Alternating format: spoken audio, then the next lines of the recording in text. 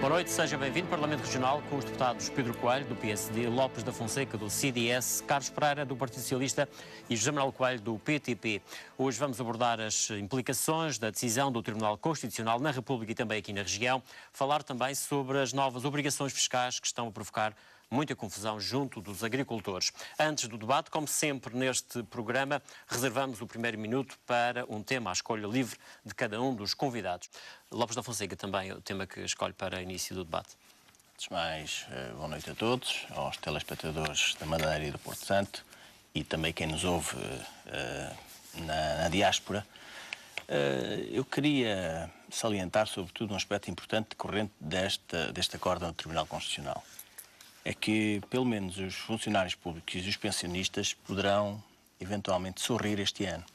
É que vão ter mais um subsídio que, por direito, já deviam ter tido, o subsídio de férias.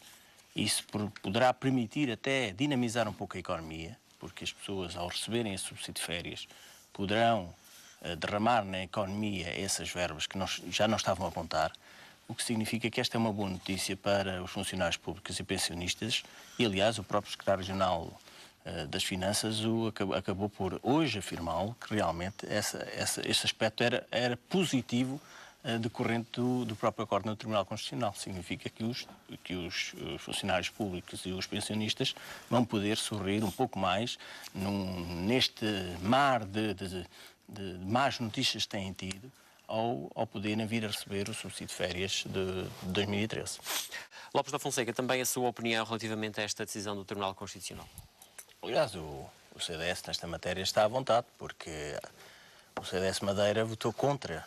O deputado do CDS Madeira na Assembleia da República votou contra este orçamento. Aliás, porque tinha reservas de que este orçamento tivesse algumas normas que fossem constitucionais, para além das medidas de austeridade. E o que nós estranhamos é que como é que um governo, e aqui repito também os argumentos já foram ditos, é que sabendo o governo que o Tribunal Constitucional declarou inconstitucionais algumas normas, voltasse a incorrer no mesmo erro. Pelo menos o Ministro das Finanças voltasse a incorrer no mesmo erro. Ora, se a norma relativa aos subsídios era considerada inconstitucional, porque é que o governo reiteradamente voltou a orçamentar para 2013 a retirada dos subsídios de férias aos funcionários públicos e pensionistas, quando o Tribunal Constitucional já tinha considerado inconstitucional esta norma em relação ao orçamento de 2012. E, por outro lado, é preciso que se diga que o facto do Governo ter de encontrar 1.170 milhões, que é aquilo que se calcula para a atribuição dos subsídios de férias aos funcionários públicos e pensionistas, mais os 150 milhões decorrentes das normas referentes precisamente aos casos da redução do subsídio de desemprego e de doença, portanto 1.320 milhões ao todo. Há aqui também um número que os portugueses ainda não foram bem esclarecidos. O ministro Gaspar negociou com a Troika uma folga de cerca de 1 ponto em relação ao PIB. Significa que conseguiu que a Troika pudesse aceitar que o PIB não fosse reduzido para 4,5%, mas sim 5,5%. Ou seja, essa folga de 1 ponto significa precisamente 1.600 milhões de euros. Ora, esta folga de 1.600 milhões de euros cobre perfeitamente a decisão do Tribunal Constitucional. Portanto, do seu ponto de vista, acha que não é necessário mais medidas de austeridade? O que eu quero dizer é que o ministro Gaspar, não vale a pena dramatizar, porque o ministro Gaspar tinha a possibilidade de jogar com essa folga. E fê-lo com a Troika. Estes 1.600 milhões de euros estão na folga que negociou com a Troika. Portanto, acha que o Governo fez aqui uma certa dramatização? Fez. Aliás, eu gostaria de dizer que o Governo, relativamente ao Tribunal Constitucional, que o Orçamento de Estado, sobretudo um Governo que prepara um Orçamento de Estado, deve prepará-lo em função da sua constitucionalidade e não em função de normas inconstitucionais. Aliás, os governantes que tomam posse juram perante a Constituição. Ou seja, e, portanto, é o Orçamento que deve determinar-se em função da constitucionalidade das normas e não o Tribunal Constitucional adaptar-se a um orçamento. Isso é preciso ficar claro, porque a democracia funciona com leis e uma coisa é o âmbito das leis, é o Tribunal Constitucional, e outra os governos. Mas há quem diga, pelo facto de estarmos numa situação de exceção, quase que de emergência, as leis, enfim, podem ser vistas de outra forma. Na minha opinião e do CDS, na minha opinião e do CDS Madeira, a suspensão da Constituição. a democracia, para a democracia não vale tudo. Por isso é que existem normas, sobretudo constitucionais. Porque se assim for, tudo aquilo que se prevê, sobretudo nas reduções das prestações sociais, que estão previstas agora e que vão ser provavelmente aceleradas, nós tememos que, se o Governo cair no mesmo erro, sejam considerados inconstitucionais. E aí veremos como é que o Governo vai reagir. Vamos ouvir também a opinião. Esta questão aqui em relação à Madeira, isto vai implicar também um orçamento retificativo? Mas eu penso que, antes de analisar essa matéria, nós temos de fazer aqui uma memorização de tudo aquilo que aconteceu até agora. É que o Governo Regional, para bem ou para mal, assinou um plano de ajustamento económico e financeiro ao qual está prisioneiro. E vamos ver até que ponto tem capacidade agora para renegociar este plano de ajustamento económico. Foi obrigado a assinar, tal como a República, não é? Atenção, foi obrigado. Isso é uma constatação que eu tenho dúvidas que tenha sido assim. Obrigado a assinar. Foi obrigado porque falia Madeira. Obrigado a assinar um plano de ajustamento económico e financeiro. Aqui também se colocava o tal problema de não haver dinheiro para determinadas despesas. Aliás, tinha sido concluído que era inexecuível. Como é que se assina algo que é inexecuível? Portanto, dito pelo próprio. Algo que tenho dúvidas. E depois, o próprio secretário-geral das Finanças, em relação ao último orçamento de 2013, ele proferiu declarações dizendo que era um bom orçamento para a região. Ora, se era um bom orçamento para a região, o próprio secretário-geral das Finanças tem uma margem muito limitada para poder agora chegar a Lisboa e dizer, meus amigos, este orçamento que eu considerei que era bom, afinal, agora desculpem, mas já não é bom. Já não é bom porquê? O ministro Gaspar vai dizer, mas o senhor afirmou que este orçamento de Estado era bom para a região e porquê é que não é bom agora para a região? Os madeirenses também pretendem que haja alguma coerência. Na altura não devia ter preferido isso. Tinha reservas em relação ao orçamento de Estado para a região, porque já havia reservas e o CDS na altura anunciou que o orçamento de Estado para a região tinha, obviamente, rúbricas que poderiam penalizar a região. Mas o secretário-geral das Finanças está publicado, anunciou na comunicação social que era um bom orçamento para a região. Tanto era bom para a região que os 4 deputados do PSD na República votaram a favor.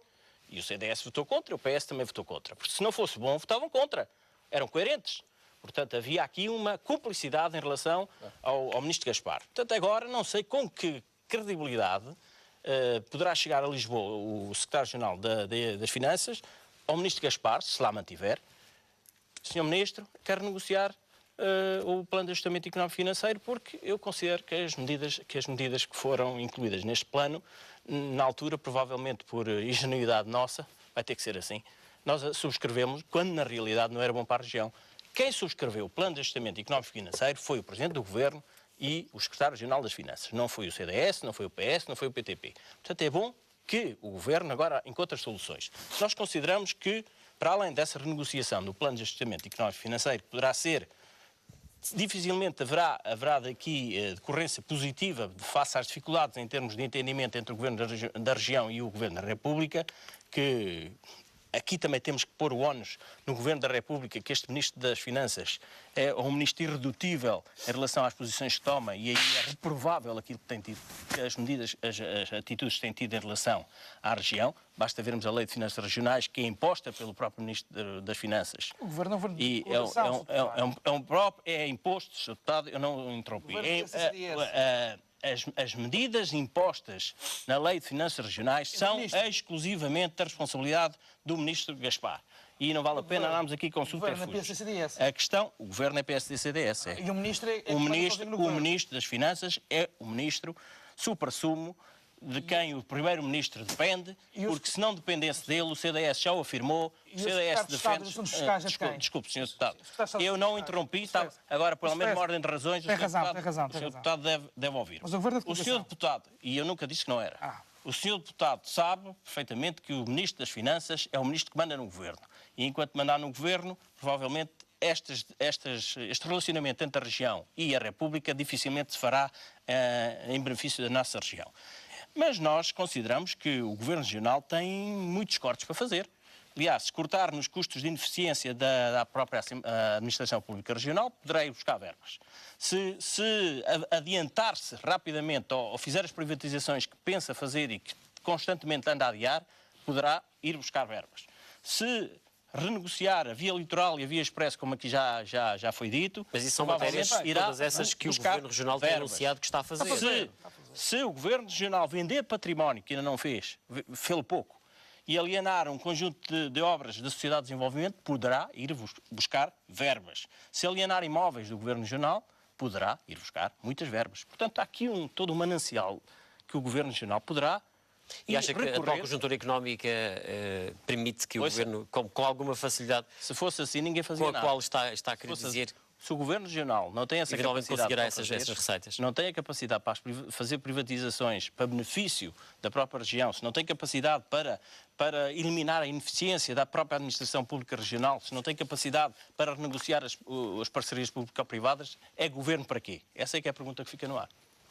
Vamos avançar no programa e falar de uma outra questão também agendada para o debate desta noite, que tem a ver precisamente com as novas imposições fiscais sobre os pequenos e médios agricultores, uma situação que está a provocar muita polémica e também alguma dificuldade, sobretudo aos pequenos agricultores aqui na região. Bem, a opinião do CDS sobre esta matéria? Aliás, isto é quase um facto consumado. E o CDS considera que... Neste momento não é? Porque... praticamente. Embora os agricultores têm até 31 de maio para se registarem. O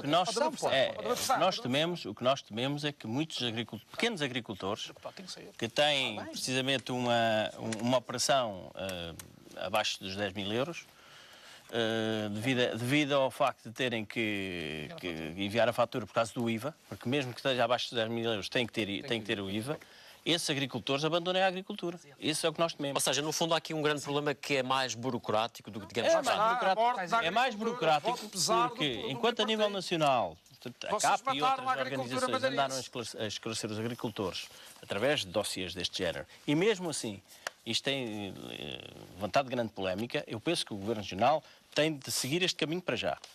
É esclarecer os agricultores e até que ponto é que poderá... Mas já não o deveria ter feito. Obviamente, já podia ter feito. Aliás, a nível nacional já está a ser feito. Aqui já podia ter feito. Nem que fosse fazer uns dossiês idênticos aos que estão a ser feitos a nível nacional e distribuir pelos agricultores e fazer sessões de esclarecimento. Mas em relação à região, eu penso que poderá passar, ainda que não resolva nada, pela Assembleia Legislativa Regional, uma proposta para alterar, ou pelo menos uma moratória em relação à região, por causa da idiosincrasia da própria agricultura regional, porque nós não temos uma agricultura semelhante ao que existe no nível nacional. E o CDS, o que é que vai fazer nesta matéria? Nem sequer nos Açores, porque... Aliás, nós vamos ter uma iniciativa, tal como foi anunciado aqui pelo deputado Pedro Coelho, no sentido de apresentarmos uma proposta, se for em conjunto melhor, se encontrarmos um entendimento entre todos os partidos, para podermos enviar à Assembleia da República, melhor. Porque o que está aqui em causa não é o partido CDS, o PSD ou o PS. O que interessa é que os nossos agricultores possam ser salvaguardados sob pena da grande maioria dos agricultores que têm estes rendimentos inferiores a 10 mil por causa do IVA. Não é o caso dos 25 mil, dos que têm operações de 25 mil, estes sim têm que iniciar a sua atividade. Mas sim estes pequenos agricultores desistirem da agricultura. E penso que nós temos eu penso que já é um bocado tarde, mas poderemos ainda salvaguardar os interesses da grande maioria se pudermos ter iniciativas parlamentares. É o ponto final nesta edição. Agradeço aos deputados Lopes da Fonseca, Pedro Coelho, João Manuel Coelho, Carlos Pereira. Assim concluímos mais um Parlamento Regional. Voltamos de hoje a 15 dias. Boa noite. Fique bem.